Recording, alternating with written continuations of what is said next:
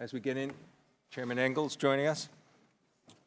We're here joined by the Select Committee on Climate Crisis and an esteemed panel of witnesses for this hearing on the voices leading to the next generation on the global climate crisis. I know a few of our witnesses have a hard stop at 11:30 in order to get to their next event advocating on these issues. So I'll just ask that all the members keep their questioning to 5 minutes or less so we can fit in as many members as possible. Without objection, all the members may have 5 days to submit statements, questions, extraneous materials for the record, subject to length limitation in the rules. And I'd just like to call on the chairman of the full committee, who has a few words to offer, Chairman Engel. Good morning, everyone. I just wanted to invite everyone to come to the Foreign Affairs Committee, and by the looks of it, you're all here. I want to welcome everybody. Climate change is certainly something that is so important, and the aggravating thing about it is that there are so many who still deny it. So I look forward to listening to what our young people are saying today, because the world is really their future, and we owe it to them to do what we can now to make sure that the world is saved. And climate change is certainly something that is happening, and if we don't do anything about it, it will certainly imperil future generations. And I'm just happy to welcome everybody to the Foreign Affairs Committee room. Thank you. I'd like to thank the chairman. I'd just like to recognize myself for 5 minutes for an opening statement. Our panel represents the next generation of leaders, and so naturally, we're speaking to the future. However, let us be clear. We are also speaking to the present. We're witnessing the effects of climate change daily, whether it's storms, forest fires, floods, and other disasters occurring with increasing intensity and frequency. Increased migration due to sea level rise, threats to food and water safety. This is the reality we're facing right now because of climate change. Regardless of where we live, we all see it when we go home. I see it every time I go home. My district is in southeastern Massachusetts and has one of the longest coastlines in the country and includes island communities. On Cape Cod, we're anticipating a sea level rise of 1 to 2 meters by 2100 and 3 to 12 meters in the next few hundred years. Erosion and storm damage costs families and businesses trying to live with more than they can afford as every storm approaches, and with each storm, we're also worried about the cost to lives as well. Our historic fishing and lobster industries are threatened by increasing ocean acidification and rising ocean temperatures. Our state and local governments under immense pressure to address not only sea level rise, but air and quality issues. And in spite of having some of the best scientists and researchers right in that area in UMass and Woods Hole, it's an incredible challenge. There have been efforts spanning generations now in my district to diversify our energy supply, offshore wind, solar power, that'll bring in new jobs. Yet there are still major gaps in access for our communities and a real struggle to overcome the political and bureaucratic obstacles that go with making necessary changes to how things are currently. There must be leadership in addressing climate change because we, and especially your generation, can't afford for things not to change. This is a global issue, and the biggest polluters are going to be needed to make big changes, to do their part. But we need to be honest with ourselves as leaders. So far, our generation has failed to adequately address our climate crisis. This failure isn't fatal, yet our failure to change will be. Change happens through leadership. We wouldn't be in this situation right now. Our witnesses would be safely and happily in school, pursuing their dreams and not protesting and pushing their government to act if everyone was doing their part. America knows how to lead in a crisis, and it's high time we pick ourselves up and get back to this fight to bring the rest of the world with us, because waiting for other countries to do the right thing is making a bad bet on our future. There's so much we could and should do right now in our country. We have bright minds to engineer solutions to the future. America has shaped revolutions in industry time and time again, and it's made our country better off every time. Now the stakes are so much higher, and in spite of all our resources and ingenuity, the one thing we don't have is time. The IPCC report warns us that without cuts in carbon emissions, the world could see an average sea level rise of 62 centimeters over the course of the lifetime of people born today. That's over 2 feet. And scientists are gravely concerned that sea level rise in the next 100 years could be even faster than in the hundreds of years that preceded it. I'd like to thank our witnesses, extraordinary young leaders fortified with scientific research, for being here. It's regrettable they have to be. The Paris Agreement should have been reached decades ago, and we should have been well on our way by now towards far more aggressive targets, giving communities and industries the time to adapt and giving you a much more hopeful outlook on the future. But here we are, and I hope your testimony today will galvanize us to act now before we are truly out of time.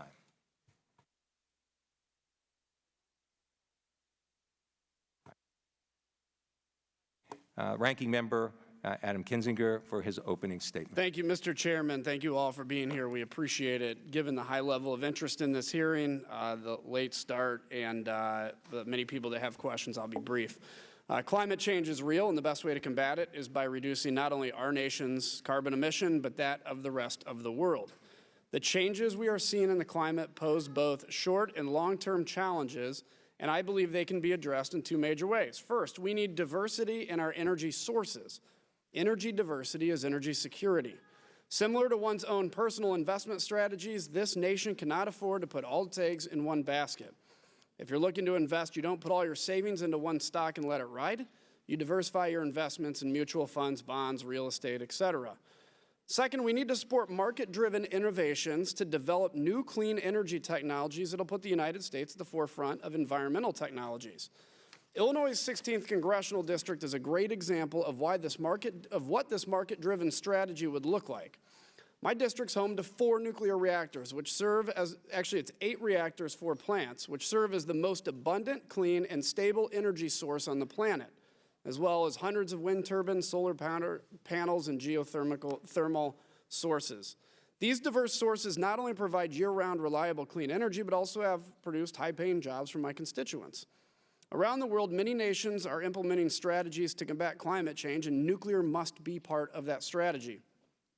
Unfortunately, some of our closest allies are taking their nuclear reactors offline at a time when we need low-carbon energy sources. Meanwhile, as the West looks at options to combat climate change, we all know that China's global emissions continue to rise. For every ton of carbon dioxide reduced by the United States, China adds nearly 4 times as much. Today, the Chinese account for 30% of global emissions. While some may say that the United States needs to be the leader of combating climate change, I would say that we already are. Since 2005, global emissions have increased by 20%, but the United States emissions have decreased by more than the next 12 emission-reducing countries combined. While reducing global emissions is vital, it's also important to note that there's over 1 billion people living without access to electricity. That's 1 billion people burning coal and wood for heat.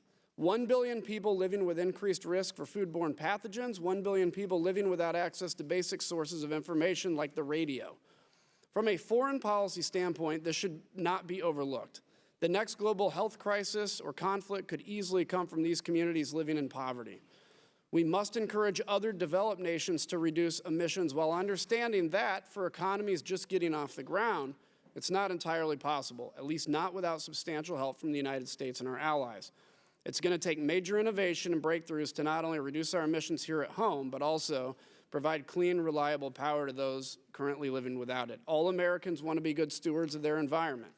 Tesla doesn't sell cars because of the sound system, and people don't put solar panels on their roof because they look good. Consumers, especially young people like we have today on our panel, want to know that policymakers share their values. I believe we do, and that we'll continue to see market-driven solutions that combat climate change and provide clean energy to the world. With that, I yield back the balance of my time. Thank the gentleman for his comments. The Chair now recognizes the Chair of the Select Committee on Climate Crisis, Ms. Castor. Well, thank you, Chairman Keating, for hosting this hearing today. Thank you for including the members of the House Select Committee on the Climate Crisis. We're thrilled to be here.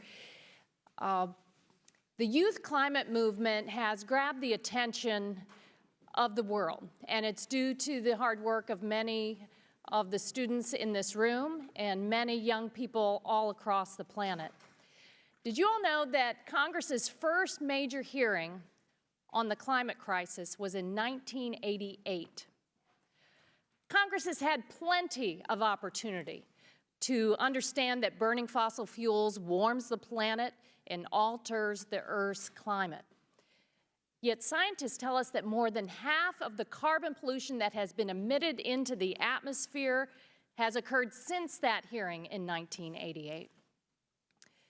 I've been in Congress since 2007, and we've done some good things since then. We've raised auto efficiency standards. We've supported the dramatic expansion of wind and solar power. We've started to fund the kind of climate resilience to protect the places that we know and love. But it is not enough, not by a long shot. This year, under Speaker Pelosi's leadership, we passed our first major piece of climate legislation in 10 years. A bipartisan vote sent H.R. 9, Climate Action Now, to the Senate, where it awaits action. That bill takes a common sense approach of keeping the United States in the Paris Climate Agreement. Because the U.S., we shouldn't back down, we shouldn't surrender, not in the face of the climate crisis. We need to take bold action now. 70% of young people in America say they worry about climate change. I don't blame them. They're doing more than paying attention in science class. This generation is the most well-informed and connected generation in history. And everything they're learning has driven them to a new level of engagement. And students are asking policymakers a very powerful question. What's the point of going to school to learn about the climate crisis when your elected officials aren't doing enough to act on it? The climate strike movement has united young people in all countries, all across the globe. They're cooperating to demand climate action, and they're asking us to cooperate with allies to cut carbon pollution and protect our communities.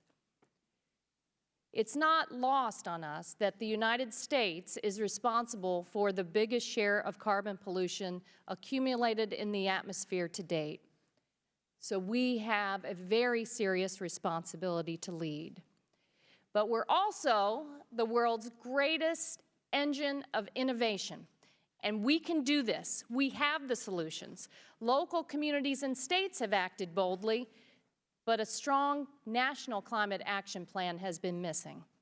We've heard from scientists in the Select Committee hearings, as we will hear from these young people here today, that we must do more and that we do not have time to waste. Our answer has to be more than a promise to do better.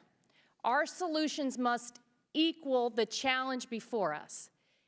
And I'd bet that 10 or 20 years from now, young people marching and striking today will be serving in the Congress. And we need to take bold action now because we can't leave it up to them to clean up the mess that Congress has made. People say this next generation gives us hope, but that's not quite right, is it? This generation is giving us a job to do. The job is addressing the climate crisis. If we do our job, then we will be worthy of their hope, because that means we'll have started to create the future that they're fighting for. The Select Committee has a mandate to come up with an action plan for Congress, and we need your ideas. We want the ideas to come from all corners of this country and beyond. You can go to climatecrisis.house.gov/info request and tell us what your ideas are to solve the climate crisis. Not all good ideas emanate from Washington, D.C. I think you know that. But it's only through cooperation, through coming together in our democracy, that we can address the climate crisis. These young people are rising to the challenge, and we need to rise with them. Thank you, and I yield back. Thank you. The chair now recognizes the ranking member of the Select Committee, Mr. Graves. Thank you, Mr. Chairman. And I want to thank you all for being here today. Most importantly, I want to thank you for engaging in your government. Most young folks choose to not do that till many years later. I have 3 kids, and we often talk about some of the impacts that we've seen from climate change and sea rise, my home state of Louisiana, where some of the sea rise impacts have exacerbated the loss of 2,000 square miles of our coast. 2,000 square miles. To put that in perspective, if that were the state of Rhode Island, we would have 49 states today in the United States, meaning and the size of an entire state would be gone. I agree that we need to take aggressive action. I agree that we need to ensure that we move forward in a sustainable, rational manner. But I think it's also important that we ensure that we're moving forward based on facts. As Mr. Kingsinger said a few minutes ago, contrary to popular belief, the United States is the country that has led the world in greenhouse gas reductions. As stated, we have reduced greenhouse gases more than the next 12 countries combined. We've reduced them more than the next 12 countries combined. Just last year, we stepped in and made more progress on adaptation and mitigation strategies than I believe any other year in this nation's history, committing more dollars, moving toward establishing a resiliency standard, ensuring as we're rebuilding after disasters that we're building to a newer, higher standard, truly thinking about the future, ensuring that we're putting record dollars toward proactive efforts to ensure that our coastal communities and our river-based communities can be resilient, and continuing to move in this direction of greenhouse gas reductions. But I also think that we've got to stop this ridiculousness of operating myopically or operating as though the United States is in a vacuum. It is important to keep in mind that the Energy Information Administration projects that by 2030, 80% of global energy demands, 80% are going to be addressed using fossil fuels. This is the Energy Information Administration, not some type of partisan hack group. 80%.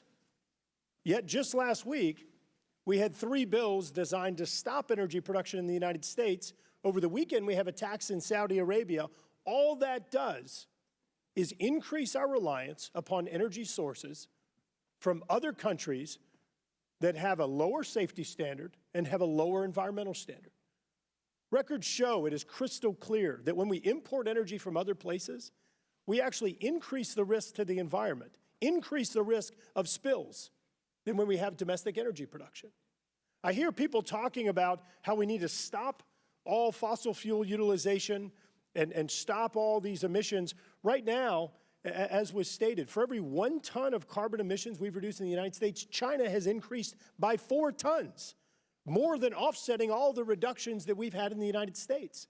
Moving forward, even under the Paris Accords that folks are sitting here giving accolades to and saying is a great idea, and I want to be clear, I support the U.S.'s target in the Paris Accords. I think that signing on to an agreement and agreeing to something that allows for China to come in and have a 50% increase, adding another 5 gigatons of greenhouse gas emissions annually by 2030 is inappropriate. It is moving in the wrong direction, not in the right direction. I also remain confounded reading letters like this one that says that we need to pressure the Organization of Petroleum Exporting Countries and Cooperating Countries to increase world oil supplies in order to lower prices at the pump.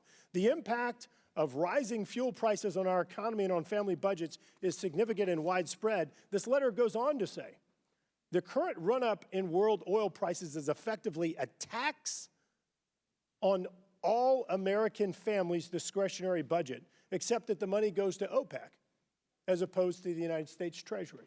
So let me say again, this letter is advocating for increased world oil production because prices are too high. Who do you think signed this letter? Who do you think signed this letter? Think about it for just a minute. Put a name in your head. This letter was sent by Senator Cantwell, Senator Menendez, Senator Chuck Schumer, and Senator Ed Markey just last year. I remain so confused by what it is that we're doing. What is our policy?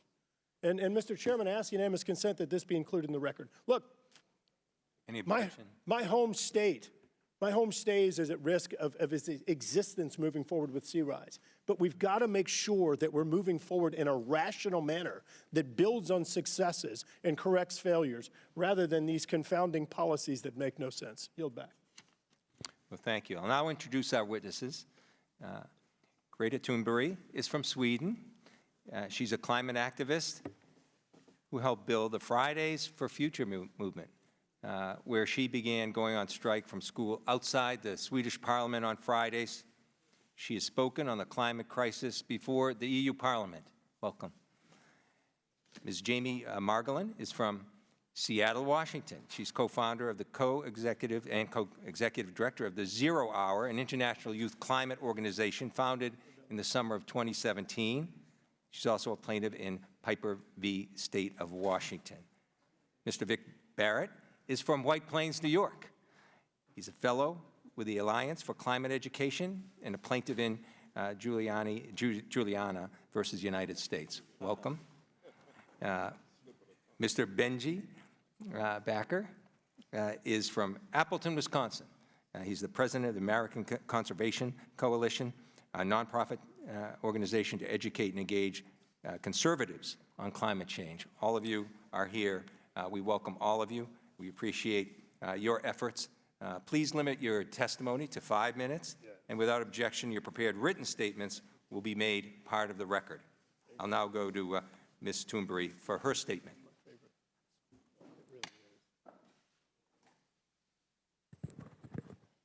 My name is Greta Thunberg.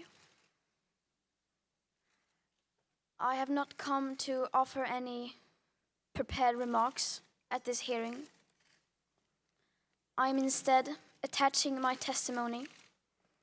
It is the IPCC Special Report on Global Warming of 1.5 degrees Celsius, the SR 1.5, which was released on October 8th, 2018.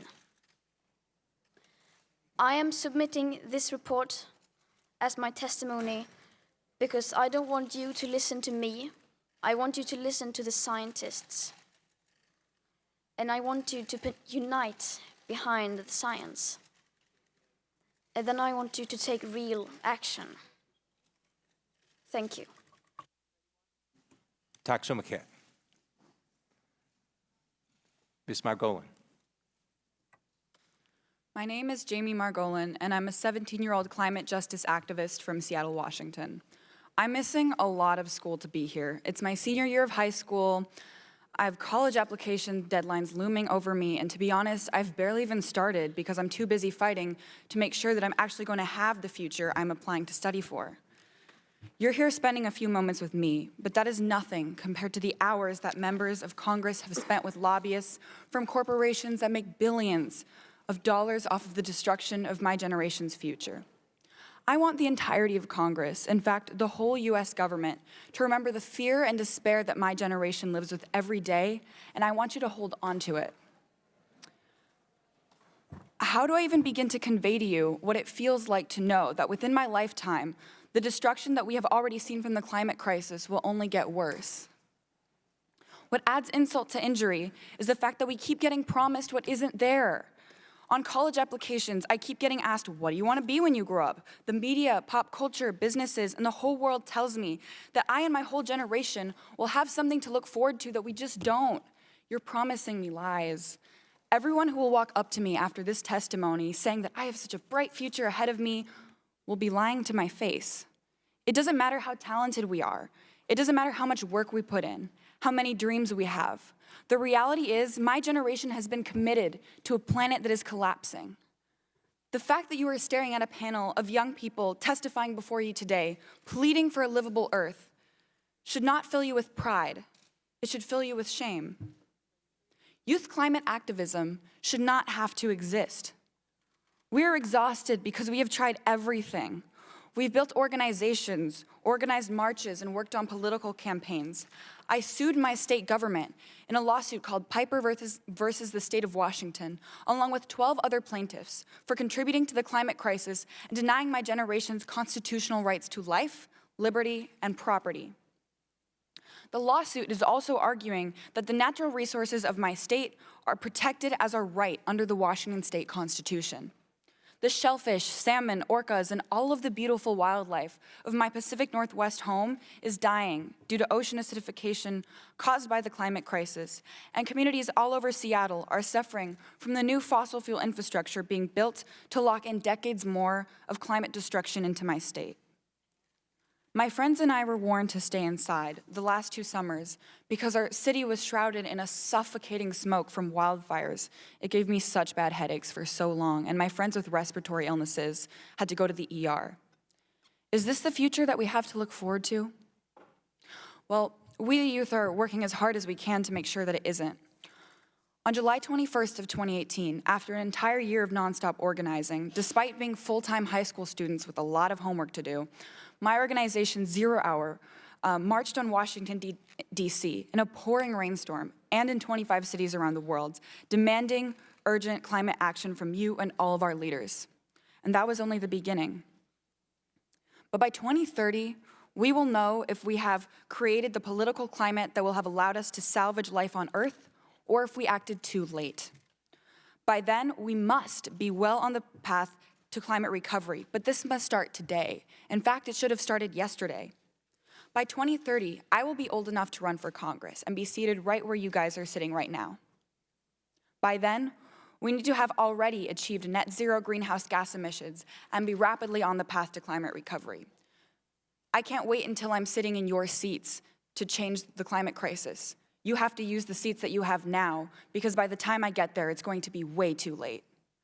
The good news is that experts agree that there are multiple pathways to decarbonize the United States energy system, and that doing so is both technologically and economically viable and beneficial. The most frustrating thing is that the US government can't even begin to imagine the massive political shift that has to happen in order for us to solve this issue. The politics just hasn't been invented yet. Solving the climate crisis goes against everything that our country was unfortunately built on: colonialism, slavery, and natural resource extraction. This is why the youth are calling for a new era altogether. As Greta mentioned, the Intergovernmental Panel on Climate Change report that we only have a few months left in order to create the massive political shift needed to transition our world to an entirely renewable energy economy. This needs to happen within the next 10 years, which is our deadline to save life as we know it. People call my generation Generation Z as if we are the last generation, but we are not. We are refusing to be the last letter in the alphabet.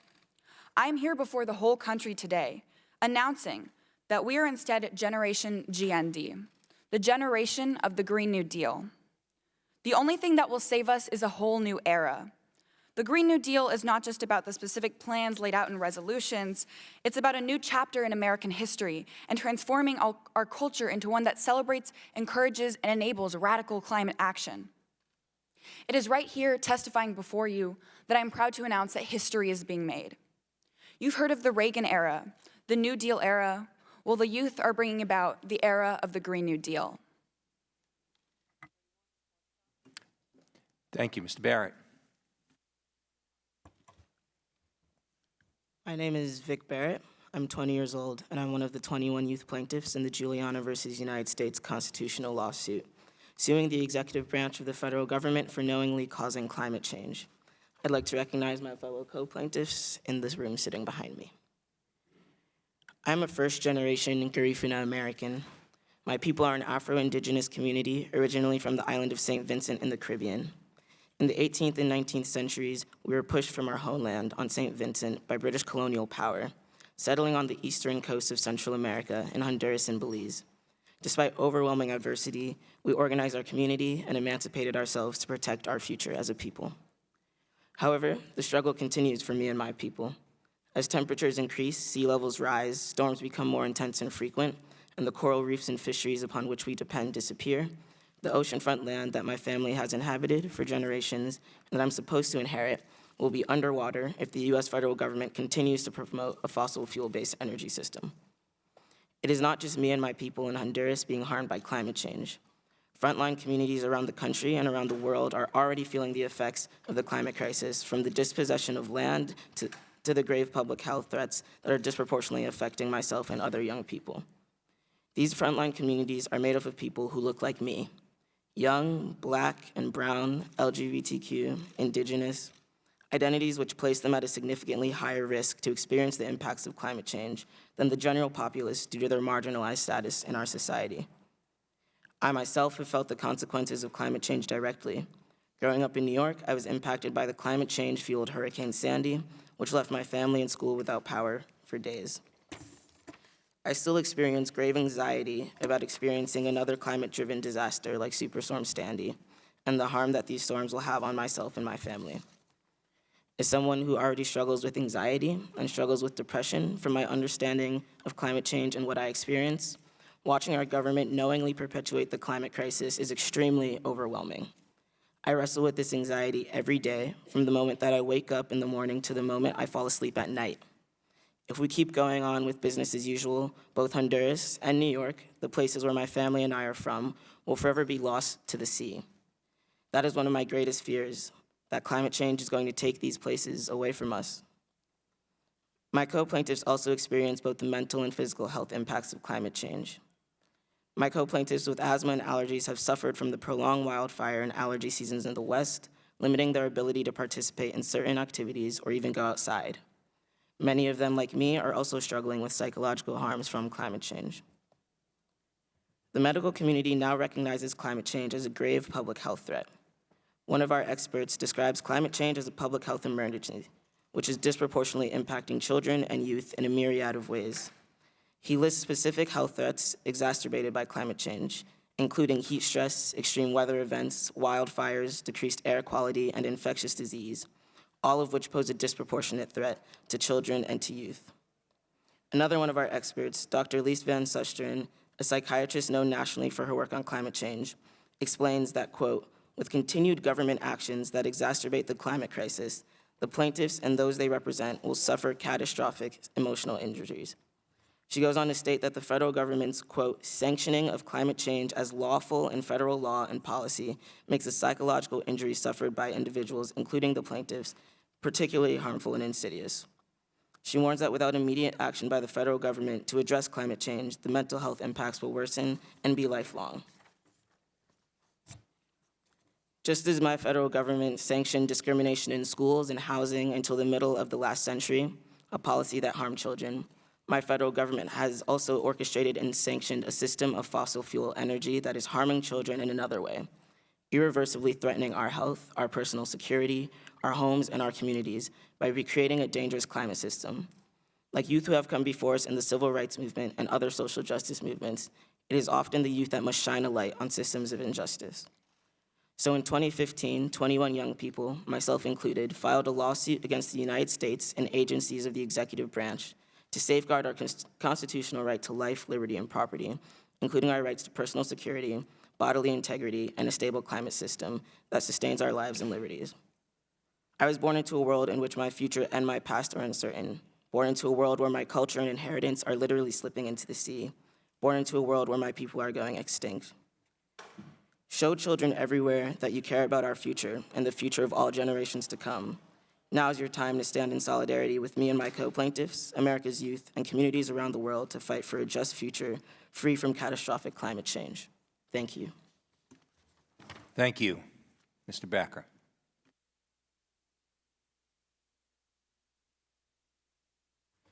Good morning. My name is Benji Backer, president and founder of the American Conservation Coalition, a nonprofit focused on bolstering conservative voices in environmental discussions. I'm also a 21-year-old senior at the University of Washington in Seattle, and I would like to thank Chairman Keating, Ranking Member Kinzinger, Chairman Castor, and Ranking Member Graves for holding this very important hearing. I'm also honored to share this panel with Greta, Vic, and Jamie. Each of you have played a critical role in generating worldwide awareness around this issue of climate change, so thank you. I'm a lifelong conservative activist, but like most of my generation, regardless of political affiliation, I believe climate change is real, I believe humans are making an impact. And with global emissions rising 1.7% last year, we're at a crossroads in history. My generation doesn't care about the politics around climate change. We want productive discussions, realistic answers, and sound policies. Most importantly, I believe America plays a vital role in solving this problem and that we must lead by example. Between 2005 and 2017, as already mentioned, we led the world in emissions reductions, more than the next 12 countries combined. However, while our contribution to greenhouse gas emissions is declining, we still contribute nearly 15% of global greenhouse gas emissions, which is second most in the world. However, Americans have been told that one-size-fits-all approaches, such as the Green New Deal, are the only solution. Such policies advocate for an economic transformation that increases government control, spending, and regulation. These approaches inhibit innovation and are not an effective way to reduce emissions. In fact, countries with highly restrictive and government-controlled economies like Venezuela have disastrous environmental records. And while on the other hand, countries leading in emissions reductions have some of the freest economic systems in the world. We can't ignore this reality. And the fact of the matter is, we cannot regulate our way out of climate change. Markets and competition reduce emissions far more than heavy-handed regulation. A truly effective climate plan will capitalize on America's strengths, technological advancements, empowered consumers, entrepreneurial businesses, effective government, and bold global leadership. We need to decarbonize fossil fuel emissions, increase the number of nuclear and hydropower plants, continue developing solar and wind, and encourage research and development into other clean energy technologies. It's easier to export innovative American technologies than burdensome regulations to developing nations. We must also understand the privilege Americans bring into this conversation. Across the globe, those who can most easily adapt to climate change are wealthy and live in developed countries. It's unfair to ask someone to make choices based on sustainability when they're struggling to survive. As we transition to cleaner energy landscapes in the United States and abroad, we need to consider the most vulnerable in our world. There are still over 1 billion people without electricity worldwide. Transitioning to clean energy needs to happen, but it can't happen overnight. Climate change conversations are often dominated by hopelessness and despair. In reality, fighting climate change is an opportunity to improve human health, lift people up, and grow the economy.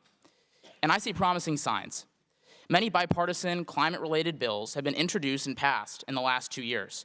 We're reducing emissions and creating remarkable new technologies. More Republicans are speaking up than ever before.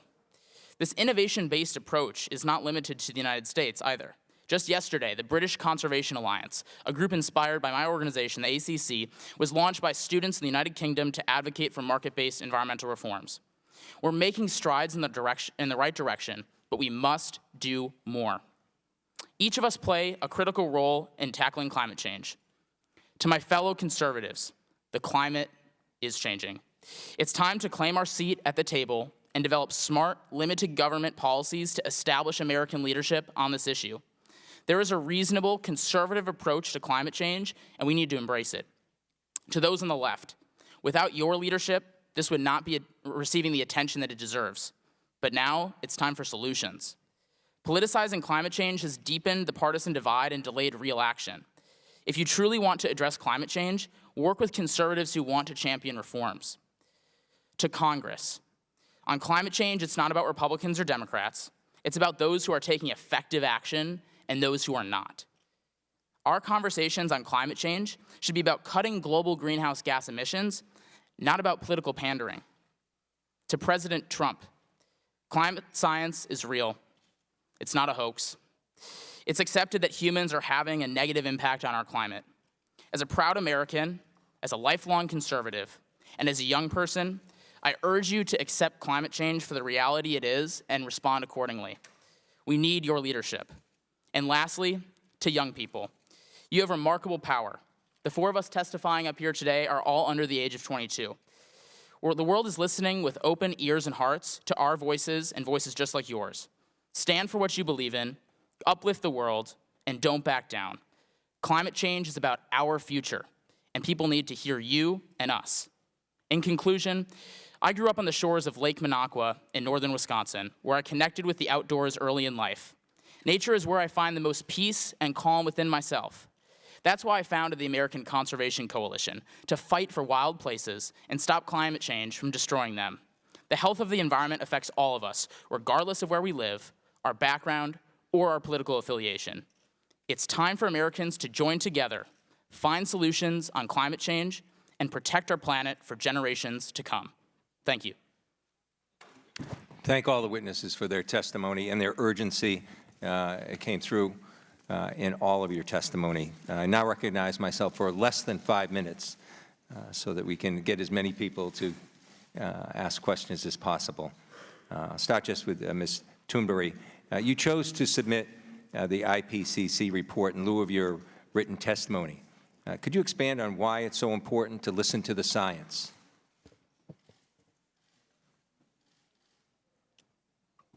Well, I don't see a reason to not listen to the science.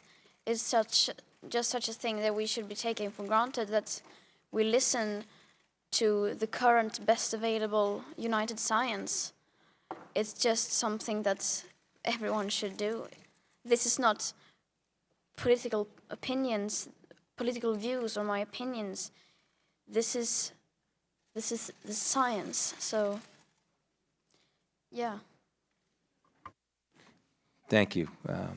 In all of your testimony, not just urgency came through when I was listening to what you had to say, but as someone from another generation listening, the last thing we would want for the generations to follow, for our children, grandchildren, and other people's children and grandchildren, is to hear in some of your remarks actual fear and anxiety being expressed. Could you, each of you, that you can jump right in as you see fit, comment on what that's like? I think that that message should be heard by all of us, not just urgency, but what are we doing to the next generation? How are their lives impacted by what we're not doing and what we're doing? So if you could, I'll let you just choose among yourselves. Each of you will have a chance to answer that question.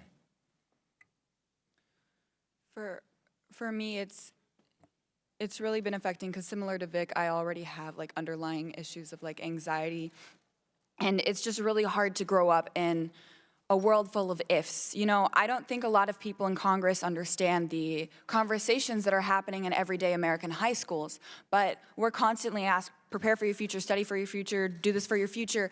But our world is full of ifs. I'll be talking to my best friend and she'll be like, yeah, you know, I really want to see this natural place sometime if it's going to still be around. I really want to study to be this if that's still going to be a possibility. And it's just like this constant looming uncertainty. And it's this weird form of nihilism and weird just fear that's been existing in my generation, where kids are joking like, what is even like the point? The world is ending. What are we studying for? What are we doing? And it's this kind of depression. It's this fear that is not just among me or my panelists here, but everyone. And that anxiety is something that no child should ever have to fear. Because if you think about it, if you go back to what is the purpose of a parent, down to just the biological purpose, it's to give their child the best future and the best life that they can possibly have. And the supposed American dream is to make sure that children have a better future than the adults. But right now, it's like some members of government and some corporations are actively pointing a gun to children's futures and actively making it worse, actively going out of their way to support corporations and poison us and destroy our future. And that is horrifying, and it feels like a betrayal. It's like a knife to the heart to know that people who have kids, they'll go around in these campaign ads and they'll be like holding these babies like, oh, you should vote for me, look at me interacting with a small child, while they actively poison and choose their wallets over their children. So it's very devastating and scary, but it's also, it feels like we've been betrayed. In less than a minute, would anyone else like to comment on that? Young people are in the midst of their development. Adolescence isn't characterized as being easy without also dealing with the greatest existential threat of our time.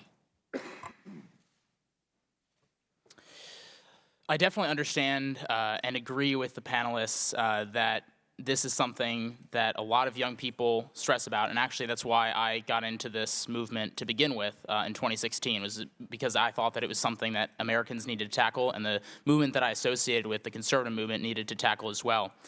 But the more that I've gotten into this movement, the climate change movement, the more that I've seen that this is actually a positive, that there's actually a lot of opportunity here, that we have time, science says so. That doesn't mean we don't have to act, but we do have time, and we have an opportunity and a chance for people to come together on this issue and work across party lines and generate economic growth to solve this issue. So I feel hopeful. Great. I now yield to the ranking member, Mr. Graves. Thank you, Mr. Chairman, and I want to thank you all for your testimony, all of you. It really was impressive, and I very much appreciate it. Ms. Thunberg, you said, let's unite behind the science. I couldn't agree with you more. Let's unite behind the science, and I think we actually need more science, not less. Mr. Backer, you said that we need to stop this partisan fighting and actually work together to yield solutions that make sense. So you know, let me say it again. You have folks that propose this Green New Deal, yet when it's brought up for a vote, nobody votes for it. No one.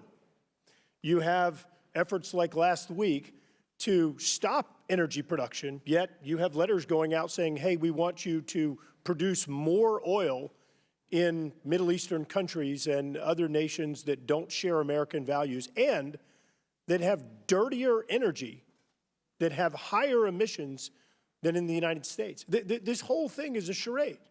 When you actually look at science, Ms. Thunberg, and you look at facts, the facts are, it wasn't Waxman-Markey legislation here that was designed to require emissions reduction that yielded the United States leading the world in emissions reduction. It was actually folks doing the right thing, stepping in and actually reducing emissions, carrying through innovation, through energy efficiency, through conservation, to where we are leading the world. And in fact, we have beat the projections under Waxman-Markey, the mandatory legislation, and we've done it with cheaper energy prices. Those are the facts. Next, going to Mr. Backer, when you look at where we've actually made progress, once again, talking about last year, I worked together, Mr. Series and I and others on the Transportation Committee, where we've developed the first resiliency standard, bipartisan, unanimous bill passed out of the committee, where we dedicated record funding to resiliency and mitigation. And in the United States today, we're spending more money on climate science, technology, and energy solutions than anywhere else in the world. Those things have been done in a bipartisan manner and are actually yielding results, not the charades. These things aren't yielding anything. Ms. Thunberg, let me ask you a question. If you're sailing across the ocean and you're picking up trash along the way, and for every one piece of trash that you pick up, there's a boat right next to you dumping out 5 pieces. How would that make you feel?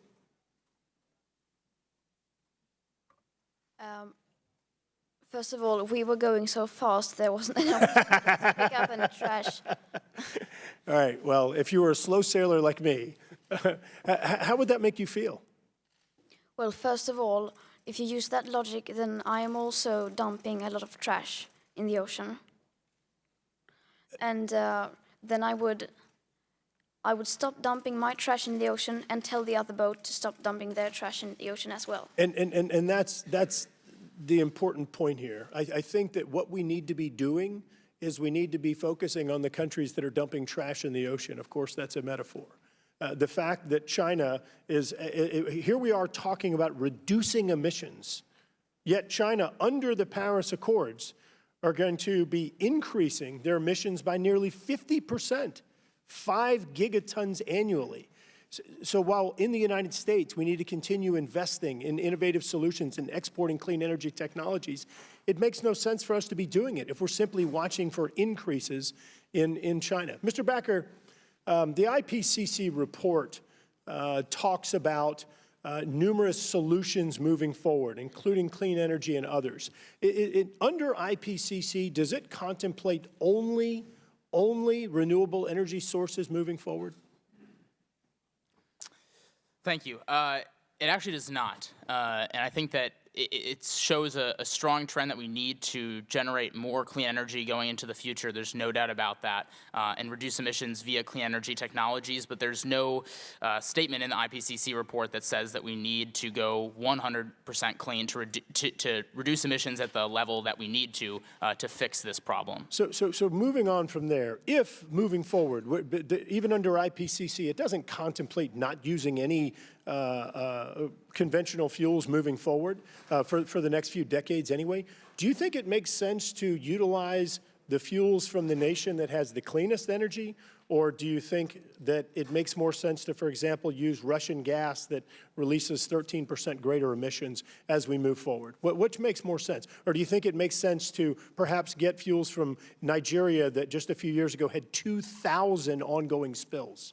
I think it's important for Americans to understand that we do generate fossil fuels cleaner than anywhere else in the world, and while the rest of the world still relies on fossil fuels, that's an important thing to note. I do think while we continue to generate power for the rest of the globe and uplift people, we as a country also start transitioning more and more to clean technologies, which I think we're starting to do. But I do believe that making sure that the rest of the world is generating fossil fuels safely is important, because it's going to be a part of our future. Especially today, and the United States does do it cleaner than anywhere else in the world. That's a fact, and it's something that we have to think about. Thank you. Yield back. Chairwoman Castor.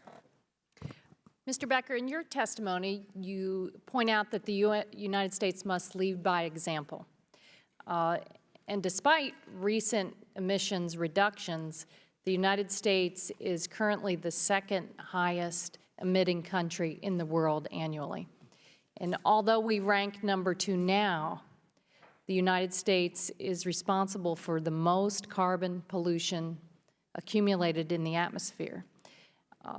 Some people say that the United States should not dramatically reduce our emissions because China and other countries aren't doing enough. I'd like to have your view on that and have each of the witnesses comment on that briefly.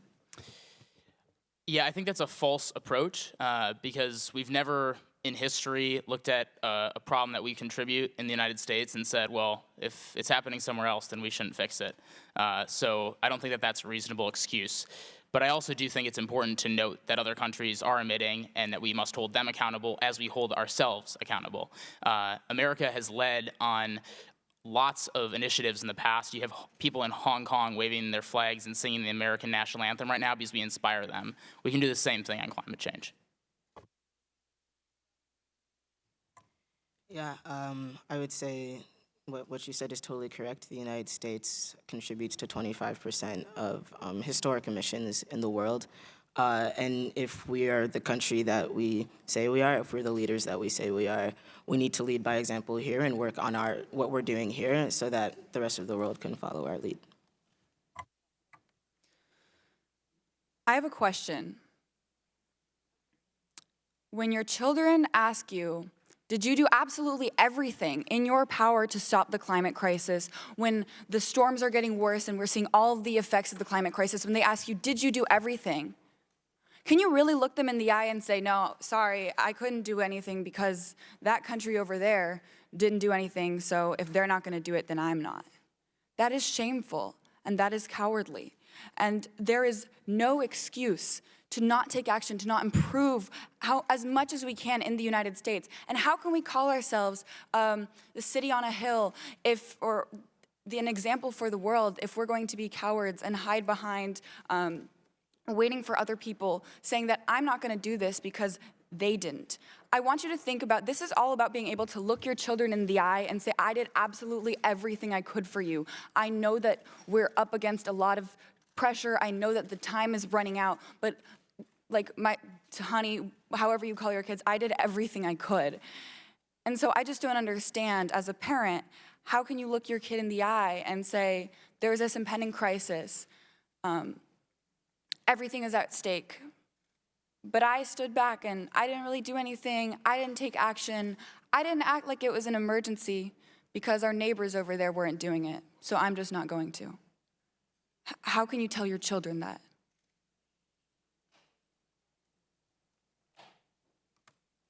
Ms. Thunberg.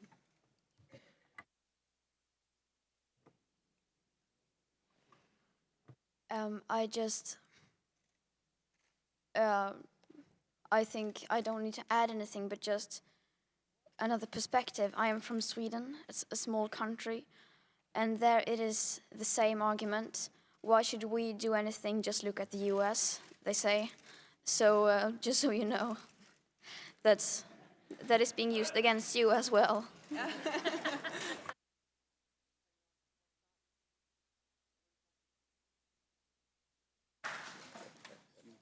Chair recognizes Representative Miller. Thank you to Chairman Castor and Ranking Member Graves, as well as to our foreign affairs counterparts, Chairman Keating and Ranking Member Kinzinger, for hosting us today.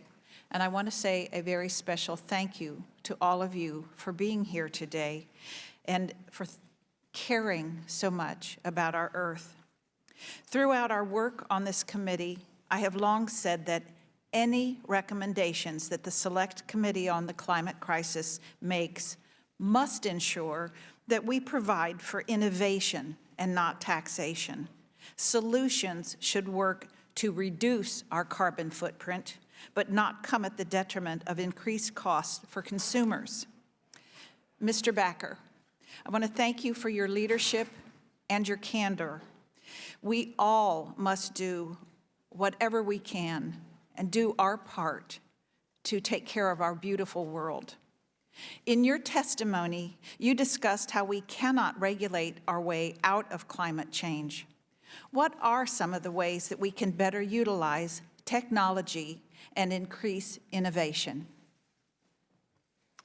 Thank you.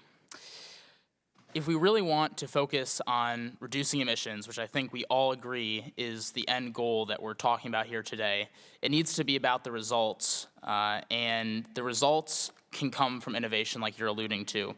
If you look at the technologies that we can have around carbon capture, taking carbon emissions out of the air from fossil fuel emitting plants and being able to put that into the earth or reuse it for another type of product, or you look at the shifts in the transportation sector to transition to cleaner cars and cleaner technologies, that's the example of things that we can do across the globe and continue innovating, because innovation, like I mentioned in my testimony, is something that we can export to other countries very, very easily, because it creates jobs, it's more efficient, and it ends up helping the economy. A great example of this is 194 of the world's largest companies have pledged to go 100% renewable by 2030, 2040, or even sooner than that. They're doing that because it's more cheap, it's more efficient, and it helps their consumers. It's done that because of innovation. And if we put regulations on different industries, we're not going to be solving the problem. We need to work on decarbonizing fossil fuels and reducing emissions now. And we can't do that with regulation. We can only do that through innovation. We need to innovate our way out of the climate change problem. Thank you. I yield back my time. Vice Chairman Spanberg. Thank you very much. Thank you all for being here. I hold your commitment to fighting for the future generations of this planet in the highest esteem, and I'm grateful for the attention you're bringing to these critical issues through your advocacy. Ms. Thunberg, in your speech to UN Secretary General Antonio Guterres on climate change, you said we are facing an existential threat, and I agree. The scientific consensus is clear. Climate change is real. Its effects, including changes to rainfall and farmers' growing seasons, sea level rise along our coasts, and exacerbation of conflicts abroad, are a threat to us all. In fact, our intelligence community and 2 former secretaries of defense have cited climate change as a root cause and driver of instability and global threats, making it not just a moral imperative, but a national security imperative as well. I'm curious, in your travels as an activist and as an advocate, have you heard stories or have you engaged with those who are focused on the issues of how climate change and the instability it causes internationally are impacting security issues and how those might impact our future generations? I have, of course, met many people who have experienced environmental and climate-related disasters and who try to help people to come back from that. And I haven't been meeting so much with people who have told me stories about it being a national security threat because I simply haven't had enough time to do that. There are so many people to meet and so many stories to hear, so I can't listen to them all. But I imagine maybe one of the others have. It doesn't seem like they have either. So maybe then you should talk to someone who is an expert in that area. And you mentioned, apart from the security aspect of things, that you have spoken with many who have faced disasters at home due to global climate change. Could you perhaps give a couple of examples just for the committee to hear of the stories you've heard? Yes, I have met people whose communities were simply, whose neighborhoods were destroyed by natural disasters, who were amplified by the climate crisis. I've met people whose food and water supply is being threatened by environmental or climate-related catastrophes. And it's so sad that it's so incredibly many people, so incredibly many examples that is just horrible, because so many who have experienced this and so many who are suffering from this today. And I mean, we are already seeing the consequences, unacceptable consequences of this today, and it will only get worse the longer we delay action unless we start to act now.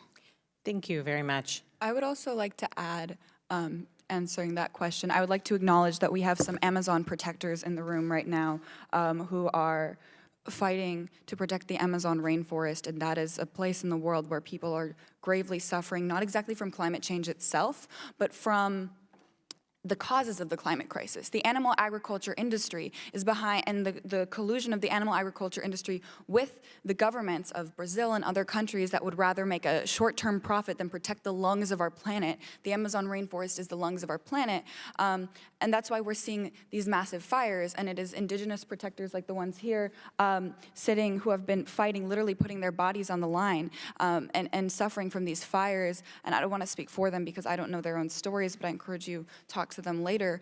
But I think it's also very important that as we speak from an American perspective, we also realize that the climate crisis is global, and that even though maybe, you know, for me personally, I have Latin American roots and that my family is from Colombia, but even if you don't have those roots in Latin America, the Amazon rainforest is the lungs of our planet. And so it burning down, we must unite with Latin America, and we must unite with the indigenous activists and listen to them and give them a platform, and also not perpetuate the same systems of oppression that have been pushing them down, because it is, and I don't want to speak for this, and I don't know if, Vic, you have anything to add, but it is the same systems of oppression that are causing the climate crisis that are making people feel the worst effects. To add to something that I heard earlier, I just want to say real quick, I realize my time is running out, but Albert Einstein defined insanity as trying to solve an issue with the same thinking that caused it. And right now, something that has been disturbing me a lot is seeing the way that we are trying to colonize and buy and sell our way out of a problem caused by colonization and buying and selling. Thank you. Mr. Chairman, I'm over time. I yield back. Representative Burchett. Thank you, Mr. Chairman. I really don't have any prepared notes. I was sitting there just thinking, in 1977, I was confronted with a problem. My father used to grow tomatoes. Mr. Chairman, I appreciate you and Vice Chairman, everybody, for allowing us to be here. I meant to do the protocol first. I apologize, but and my father used to grow these tomatoes. He'd get about a half a dozen tomatoes, and he'd put about $20 in chemicals and all kinds of nasty stuff.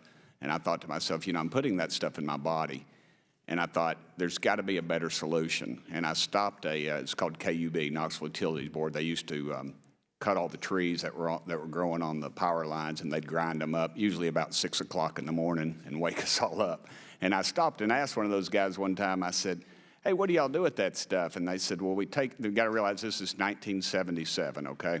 I was in between my 7th and 8th grade years. And he said, we take it to the landfill. And I said, well, how much do they pay you for it? And they said, we don't. We pay them to take it. And so the wheels started turning in my head. And at that point, I became a capitalist. I realized that there was money to be made. You could save the environment. At that time, it saved about 25% of the landfill space in our community. And I got into that business. But I want to, and I've realized now that of our trash stream, about 85% of that is compostable. It does not have to go into the landfill. And when it goes into the landfill, a lot of people think it just goes away. It doesn't go away. It creates all kinds of bad things for the environment. The gases, one of those feared gases is methane. It's when something decomposes in an anaerobic or in the absence of oxygen. So if we could compost those things, 85% of that waste stream could be turned back into soil, which would be utilized, I think, in a capitalist manner. And you wonder about capitalism. Well, I had the opportunity, I was sitting there with AOC, and I was pitching to her capitalism. I don't really know if it caught on with her or not, but my point was this. I said, you want to do away with airplanes. Well, airplane engines that put out gases that are harmful to the environment. And I said, MIT right now has an airplane engine that has no moving parts and allegedly puts nothing harmful into the environment. No moving parts. And to me, that's just Buck Rogers. But I got on YouTube and I watched the video and I watched it. You all could probably understand it, but my 55-year-old brain just doesn't understand it. But it's fascinating to me. But granted, all it did was fly a glider about the length of a football field. Well, I got to thinking, this little cell phone right here, 20 years ago, according to my friends at Oak Ridge National Laboratory, was a $100 million computer. 20 years ago, capitalism brought this. Now everybody basically has a television studio, can get to all the information in the world, can contact anybody in the world for about, I don't know, about $100 a month. And it's a pretty good deal. And that was through capitalism. And I would encourage you all to explore that realm of our economy. I have a piece of legislation, and I would encourage you all, I would like to hear from each one of you all what you all think about it. It's called carbon capture. It's a capitalist view of capturing carbon and utilizing it. And it's House Resolution 3861, and I would encourage you all, not now, look it up, get on your little computers. You all know how to use them better than I do. Somebody will show me when I get your email, and I would encourage you all to read that and see what it is. And I applaud you all for being here. I applaud your enthusiasm. I'm incredibly proud that you are this concerned about our environment and our world. And thank you all so much for being here. Mr. Chairman, I yield back the remainder of my 55 seconds. Well, thank you. Representative Lujan. Thank you very much, Mr. Chairman, and to all of the chairs and ranking members for bringing us together today, to all of the panelists, to our witnesses who are here with us today. I want to thank you as well. Before I begin my questions, though, I just want to remind my colleagues that those mobile phones that were once too big, or a desktop that weighed thousands of pounds, they got smaller because of federal taxpayer investment by the United States of America, investing in the research. So I hope that there's an openness and a willingness that we take the same step. Let's put our money where our mouth is. Let's make sure that we're investing those dollars and that we're answering this call. And Ms. Thunberg, I appreciate the power of your testimony. You laid it out in a document right in front of us. A document where experts and scientists have laid out the path and the road for the world to take policy action. It's simple. The work's been done for us. We just have to follow that path. So I want to thank you for that. And now I don't want to have to defend one of my colleagues as well. She can defend herself, as we all know. Congresswoman Cortez, or Congresswoman Alexandria Ocasio-Cortez, has not said that she wants to stop air travel. Her policies have said, let's do better. Let's act. And I think that that's what we're here to do. So I apologize I took a little bit of my time to respond to some of the statements that were said earlier, but I thought it was important. So, Ms. Thunberg, when I was your age, the concentration of CO2 in the atmosphere was 350 parts per million.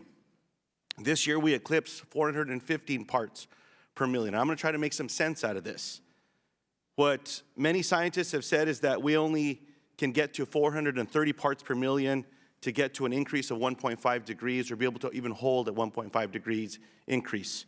If we get to 450 parts per million, again, we're at 415 already, that gets us to 2 degrees. Let me share what that means. With 1.5 degrees, 14% of the global population will face extreme heat. At 2%, it's 37%.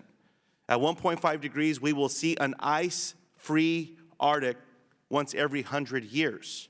At 2 degrees, we see it every 10 years. At 1.5 degrees, our fisheries decline by 1.5 million tons and our coral reefs decline by at least 70%. At 2 degrees, our fisheries will decline by twice that and we'll lose 99% of our coral reefs. We see the difference between what is devastating and what is even beyond what devastating can even be described as. Ms. Thunberg, the science could not be more clear. If we wait, the climate crisis will only be more devastating.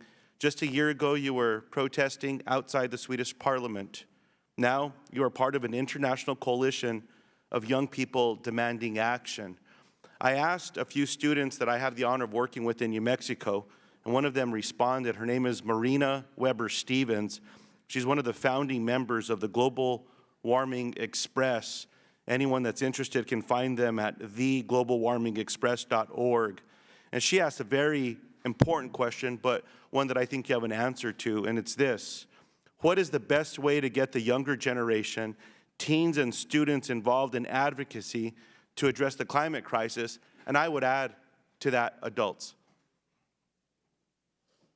What can we be doing? How can we get more young people involved?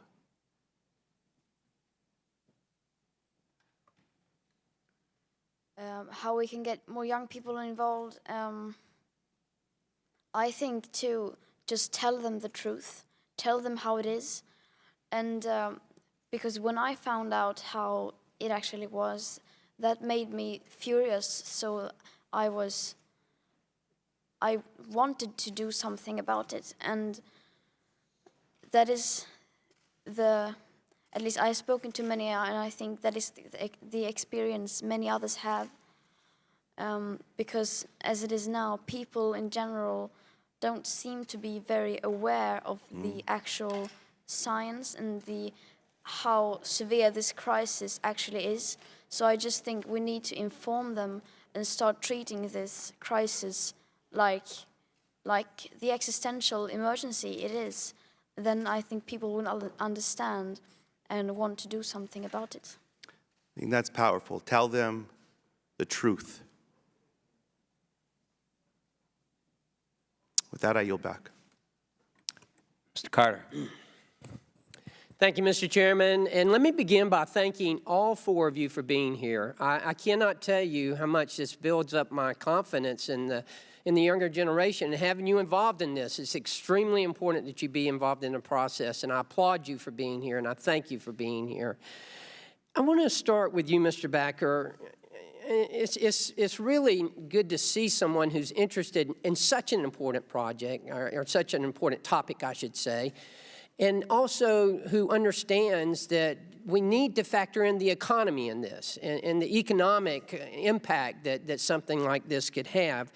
Do you think that the state of our economy and the need to maintain a robust economy, because after all, you're all going to be participating in our economy in a way you already are, but in the future you will be even more. It's important that we have a robust economy so that we'll be able to provide jobs for young people and for all of our citizens. But do you think it's important to consider that when we're considering climate change? Thank you, Mr. Carter, and also thank you for being a member of the Roosevelt Conservation Caucus. It's a caucus started by Republicans focused on bringing conservatives back to environmental discussions. It's a major step forward, so thank you. So the economy definitely needs to be a part of this conversation, because if we don't take the economy into consideration, we're leaving the people who are at the most risk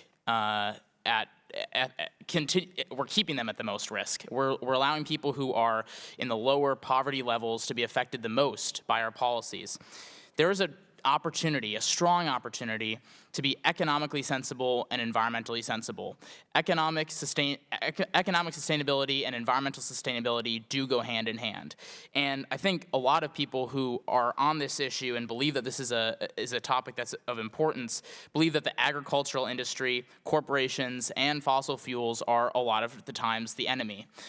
But they're part of our society, and they are today and they will be for the next, at least for the short term. And so if we want to lower emissions and we want to have a cleaner economy, we have to work with people instead of against people, because the only way that we're going to truly reduce emissions is to do that. And that is true with the economy, because we can't have a strong environment without a strong economy.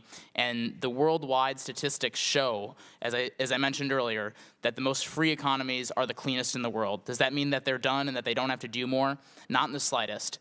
But economic success and environmental success go hand in hand. Okay, if I could, and I'll let you in just a second. I want to show you something on the screen if we can get it up. It's a chart that the EPA has put out that, are we going to be able to do it?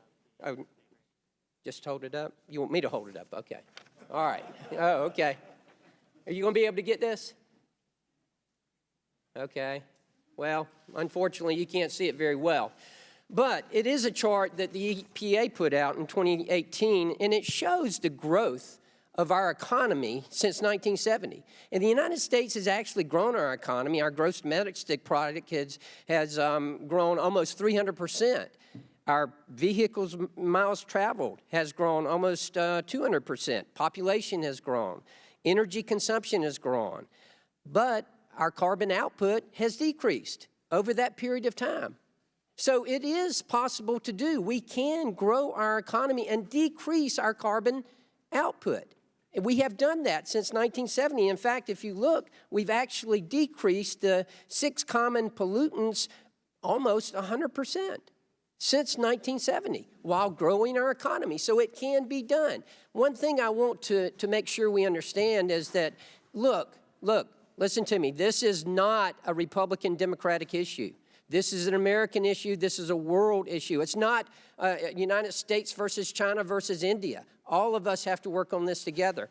I believe in climate change. I believe the climate's been changing since day one.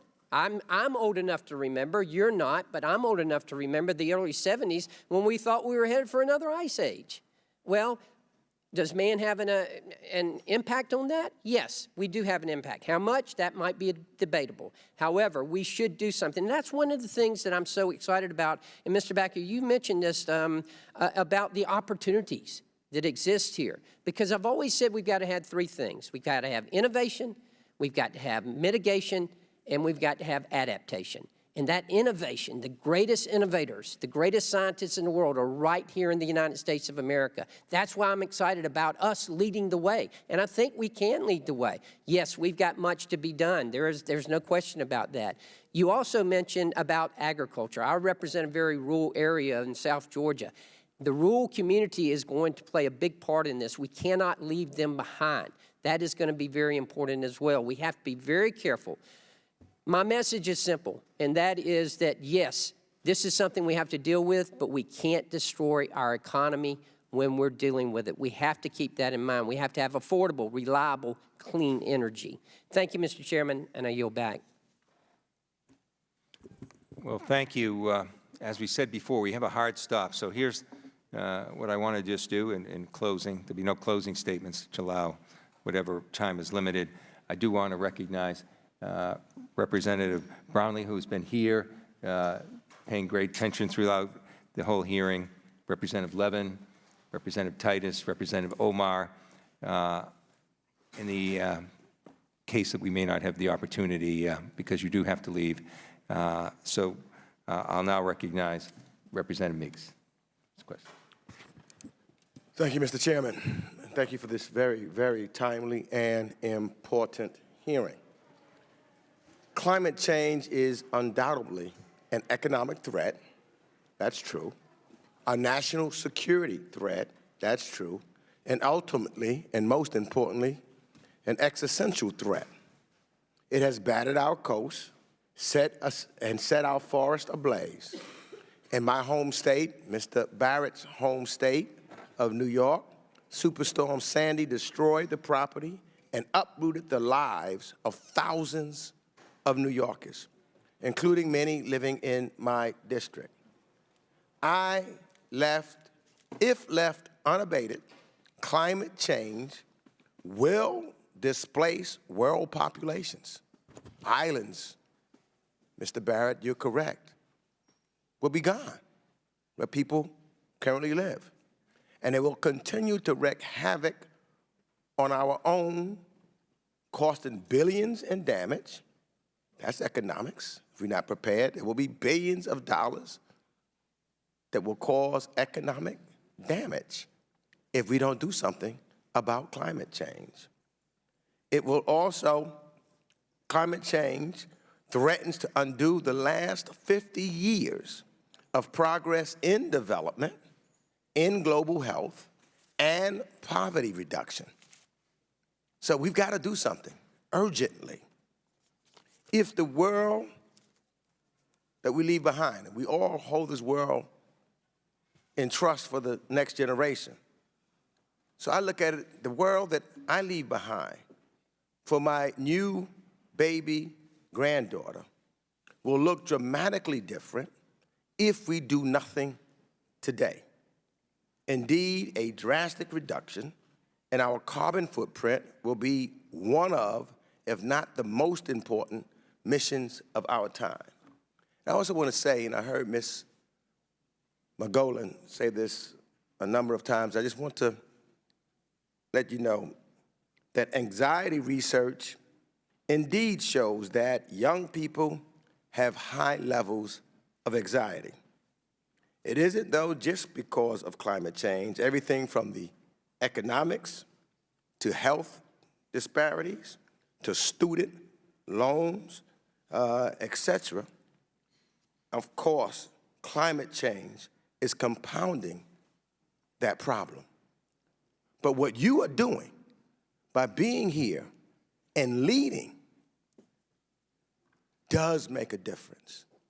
And I just used the example of one of my colleagues who at 16 years old helped change and shape a nation.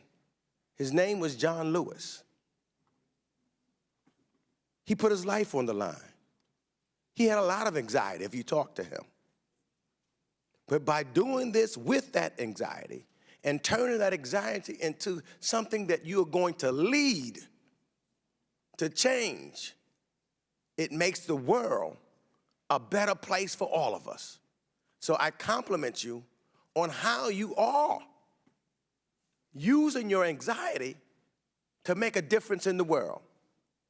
That is something that is so important. And indeed, yes, all young folks. I'm old enough to remember the civil rights movement when it was led by students and high school students who said, I'm sick and tired of being sick and tired. And they changed things. So believe this, that each and every one of you, Mr. Backer, I've been listening to you. You are part of a change that's going to make us all better, to make this nation and this world better.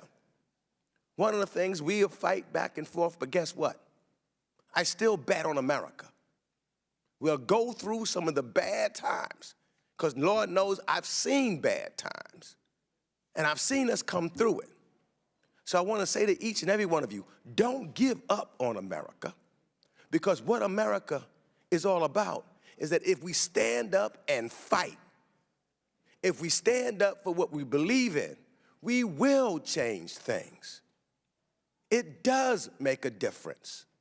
It is the reason why I can sit here, Mr. Barrett, because I've seen my father go through some terrible times as an African American, and then I saw Barack Obama become president of the United States. Not just for black folks, but for all folks. Keep up your work. You will make this place we call Earth not only exist, but thrive and be a better place. And I yield back. Well, thank you. Thank you for your extraordinary testimony. It makes a difference. It will make a difference. And by the way, it's bipartisan and based on science. Thank you for being here. We also want to thank Representative Costa, who's been here too, as well. So you stayed later than you agreed to. I know how hard-pressed you are. So if I could just ask those in the audience and the press, allow the witnesses to go to the anteroom where we came in from so that you can get to your next place more quickly. So please remain seated. Allow the witnesses to go to the anteroom so that they can have an expedited way back to their next meeting, which they agreed to stay longer to hear our testimony. With that, I adjourn this hearing. Thank you.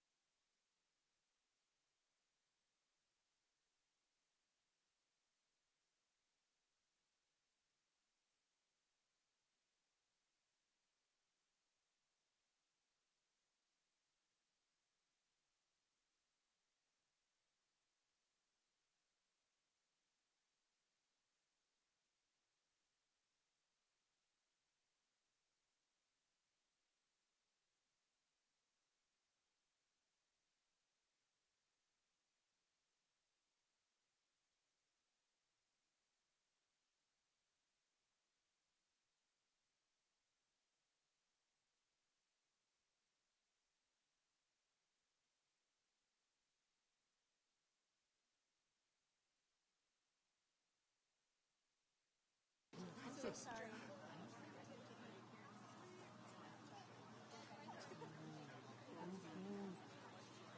Good, how about me? How do I look? Yeah, good. I always do. Yeah, I knew And I know it. Oh, I'm so sexy and I know it. Big something live in the hearing. Got out early. Or got out late. I guess that means the same thing for Greta. Also, you need anything from me before you speak? You want me to say something? I'm good, bro. Thank you. If you want to say something. No. I mean, like, do you need me to hype you up? I got you. Sorry, I mean, okay.